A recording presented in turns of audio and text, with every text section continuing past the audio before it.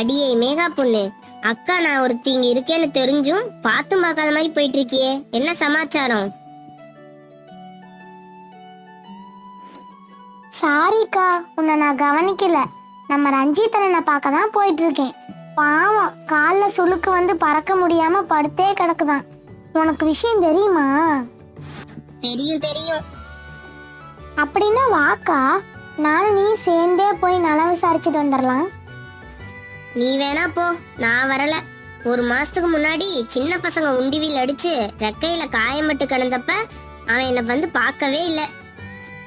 கமலிக்கா, நான் வந்து பலகார வடை போண்டா எல்லாம் கொடுத்து பார்த்துட்டு தானே போனேன். அந்த கொக்கு பையன் தான் வரலைன்னு சொன்னேன், நீ வரலைன்னு சொன்னா? அவனுக்கு தானே மீன் குஞ்சுகளை கொண்டு போற, அதுல எனக்கு 2 கொடுத்துட்டு போ. ரஞ்சித்தனனுக்கே இது பத்தாதுக்கா. வேணும்னா நாளைக்கு உனக்கு கொண்டாந்து தரேன். நான் போயிட்டு சீக்கிரமா கொடுத்துட்டு வரணும்.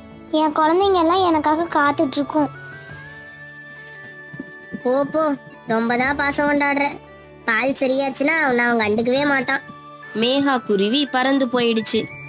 அதுக்கப்புறம் கொஞ்ச நேரத்திலேயே சிந்து மைனா பறந்து வந்து கமலி காகத்தோட வீட்டில் உட்காந்துச்சு.